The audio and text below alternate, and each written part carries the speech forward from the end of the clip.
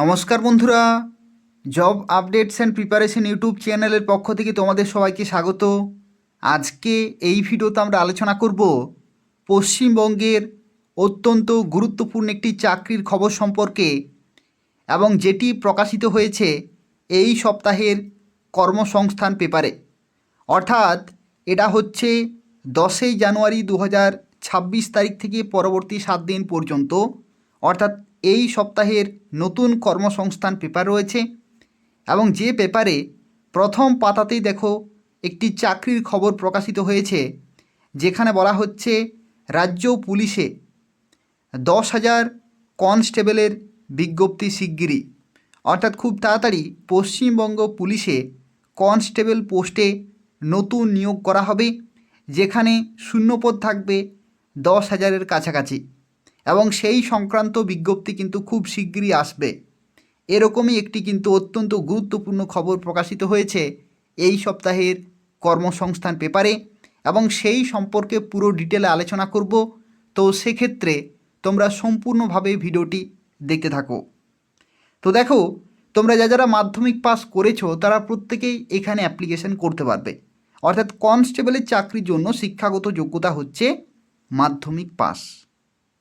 এখানে একটি তথ্য তোমাদের জানা রাখি, ডাব্লিউবিপি কনস্টেবল যে মাঠ, যে গত যে পরীক্ষা, সেই পরীক্ষার যে মাঠ সেটা কিন্তু শুরু হলো, এবং কেপি কনস্টেবলের ফল কিন্তু এই মাসেই বেরোবে।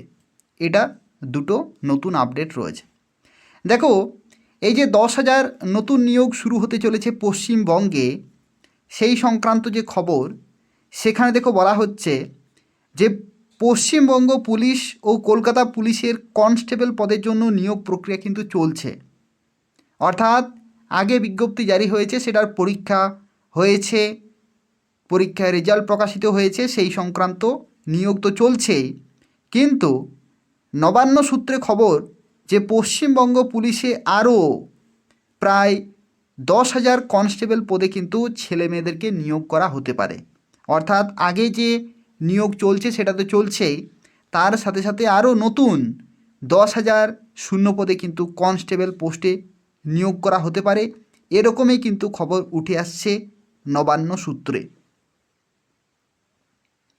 সব কিছু ঠিক থাকলে মার্চ মাস থেকেই কিন্তু কনস্টেবল পদে দরখাস্ত নেওয়া শুরু হবে। অর্থাৎ যদি সব কিছু অফিসিয়াল প্রসেস যদি ঠিকঠাকভাবে এগোয়, তাহলে কিন্তু মার্চ মাসের মধ্যেই কনস্টেবলের নতুন ফর্ম ফিল আপ কিন্তু শুরু হবে। মার্চ মাসের মধ্যে, অর্থাৎ 2026-এর মার্চ মাসের মধ্যেই কিন্তু নতুন ফর্ম ফিল আপ তোমাদের শুরু হয়ে যাবে। তো সেক্ষেত্রে গতবারে যারা পরীক্ষা দিয়েছিলে খুব ভালো রেজাল্ট হয়নি, তারা কিন্তু আরও প্রিপারেশন কিন্তু চালিয়ে যাও, কারণ নতুন বিজ্ঞপ্তি আসতে চলেছে। দেখো, এখানে মাধ্যমিক পাস ছেলেমেয়েরা প্রত্যেকে অ্যাপ্লিকেশন করতে পারবে। বয়স তোমাদের থাকতে হবে 18 থেকে 30-এর মধ্যে। বয়স তোমাদের কত থাকতে হবে? 18 থেকে 30-এর মধ্যে, 1 জানুয়ারি 2026 ডেট অনুসারে।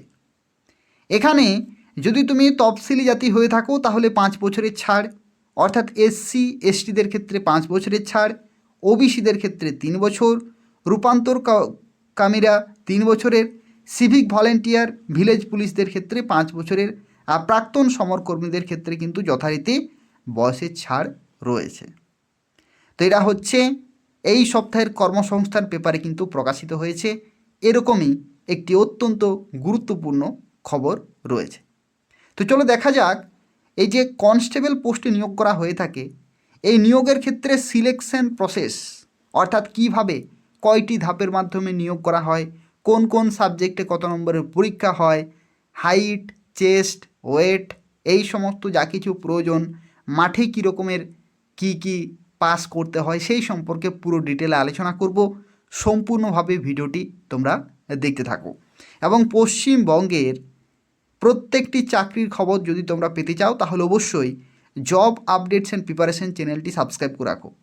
এই যে জব আপডেটস অ্যান্ড প্রিপারেশন চ্যানেলটি তোমরা দেখছো, এই চ্যানেলটি তোমরা প্রত্যেকে সাবস্ক্রাইব করে রাখো পশ্চিমবঙ্গের প্রত্যেকটি চাকরির খবর সময় মতো পাওয়ার জন্য। অবশ্যই চ্যানেলটি তোমরা প্রত্যেকেই সাবস্ক্রাইব করে রাখো। তো দেখো, পশ্চিমবঙ্গ পুলিশের ক্ষেত্রে যে কনস্টেবল পোস্টে চাকরি হয়ে থাকে সেখানে ছেলেদের ক্ষেত্রে আলাদা শারীরিক মাপযোগ রয়েছে আর মেয়েদের ক্ষেত্রে আলাদা রয়েছে। ছেলেদের ক্ষেত্রে দেখো কি বলা হচ্ছে তোমাদের। ছেলেদের ক্ষেত্রে এখানে যদি তুমি জেনারেল ক্যাটাগরি হয়ে থাকো, ওবিসি ক্যাটাগরি হয়ে থাকো অথবা এসসি ক্যাটাগরি, এই 3 ধরনের ক্যাটাগরির ক্ষেত্রে 167 হচ্ছে হাইট, 167 সেন্টিমিটার। ওয়েট কত থাকতে হবে? 57। 78 থেকে 83 কিন্তু তোমাদের চেস্ট, অর্থাৎ মিনিমাম 78, 5 সেন্টিমিটার এখানে এক্সপানশন করে ফুলিয়ে 83 কিন্তু করতে হবে। এটা ছেলেদের জন্য। কোন কোন ক্যাটাগরি? জেনারেল, ওবিসি এবং এসসি। আর এসটি ক্যাটাগরি এবং গোর্খা, গারোয়ালি, রাজবংশী এই সমস্ত ক্যাটাগরির ক্ষেত্রে 160 হচ্ছে হাইট, আর ওয়েট লাগছে 53, আর চেস্ট 76 থেকে 81, অর্থাৎ মিনিমাম 76, 5 সেন্টিমিটার এক্সপানশন, 81 করতে হবে। এটা ছেলেদের জন্য। এরপর দেখো মেয়েদের ক্ষেত্রে কি বলা হচ্ছে। মেয়েদের ক্ষেত্রে বলা হচ্ছে যদি তুমি জেনারেল, ওবিসি অথবা এসসি ক্যাটাগরি হয়ে থাকো তাহলে 160 সেন্টিমিটার হাইট তোমাদের থাকতে হবে। ওয়েট কত থাকতে হবে? ওয়েট থাকতে হবে 49 কেজি। আর মেয়েদের ক্ষেত্রে কোনো রকমের চেস্টের কিন্তু মাপযোগ হয় না। এরপর দেখো যদি তুমি এসটি হয়ে থাকো, গোর্খা, গারোয়ালি, রাজবংশী হয়ে থাকো তাহলে 152 হচ্ছে হাইট, আর ওয়েট থাকতে হবে 45, চেস্টের কোনো মাপযোগ হয় না। আর থার্ড জেন্ডারের ক্ষেত্রে যারা অ্যাপ্লিকেশন করবে তাদের ক্ষেত্রেও দেখো বিভিন্ন ক্যাটাগরিতে হাইট, ওয়েট কিন্তু লাগছে। এরপর দেখো ফিজিক্যাল এফিসিয়েন্সি টেস্ট, অর্থাৎ শারীরিক সক্ষমতার যে পরীক্ষা, সেখানে তোমাদের কি কি করতে হবে।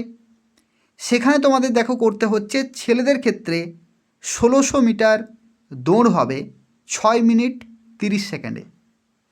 মেয়েদের ক্ষেত্রে 800 মিটার দৌড় হবে 4 মিনিটে। আর থার্ড জেন্ডার 800 মিটার দৌড় হবে 3 মিনিট 30 সেকেন্ডে। আর এক্স সার্ভিসম্যানদের ক্ষেত্রে কিন্তু আলাদা রয়েছে, ছেলেদের ক্ষেত্রে, মেয়েদের ক্ষেত্রে এবং থার্ড জেন্ডারদের ক্ষেত্রে। এরপরে সবচেয়ে গুরুত্বপূর্ণ যে বিষয় সেটা হচ্ছে লিখিত পরীক্ষা। দেখো তোমাদের সিলেকশনের ক্ষেত্রে কী রকমের রয়েছে। সিলেকশনের ক্ষেত্রে প্রথমেই তোমাদের কিন্তু রিটেন এক্সামিনেশন হবে। প্রথমে কি হবে?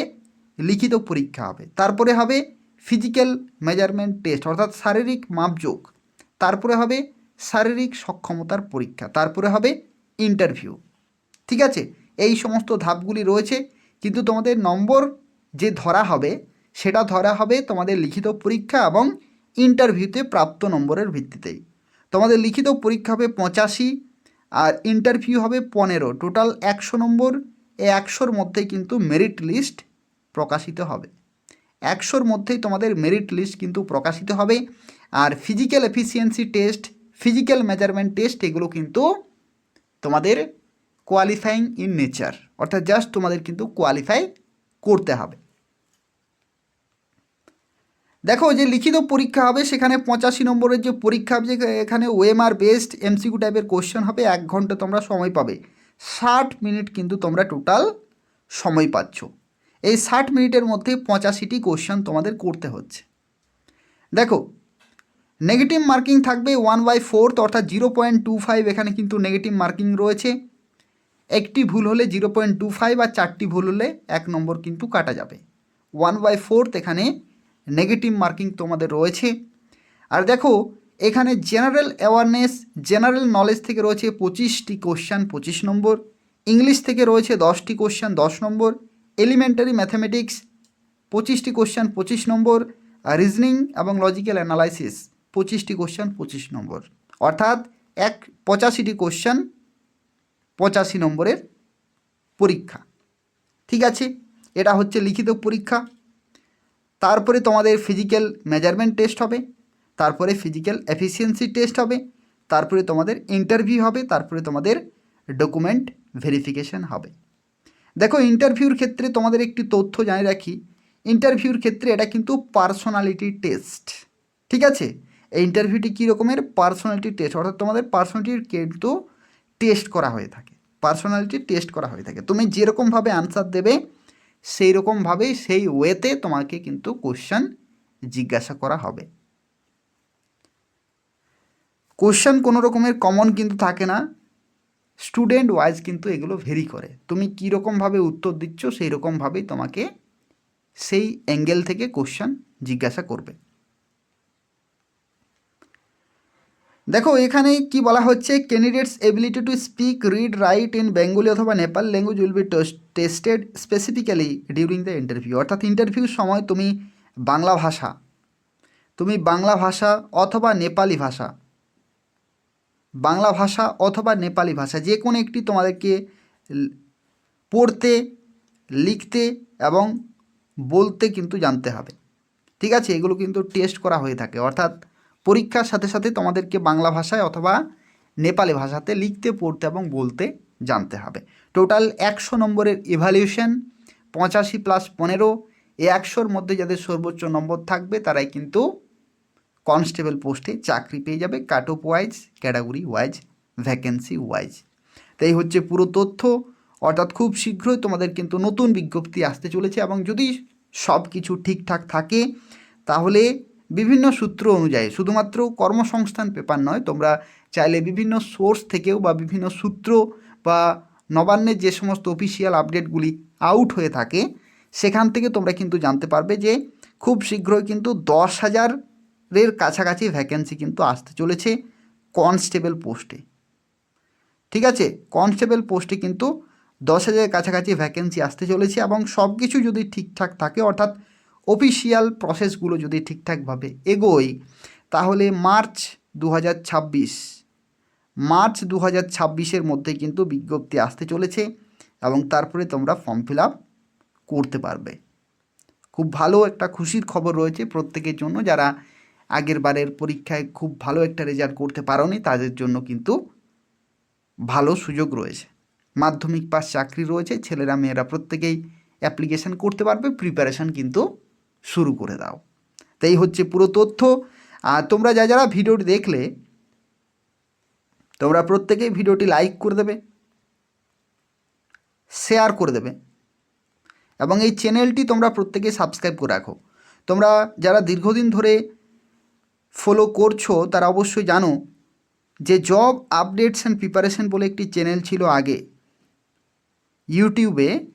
জব আপডেটস অ্যান্ড প্রিপারেশন বলে একটি চ্যানেল ছিল, সেই চ্যানেলের সাবস্ক্রাইবার ছিল 4.5 লক্ষের বেশি।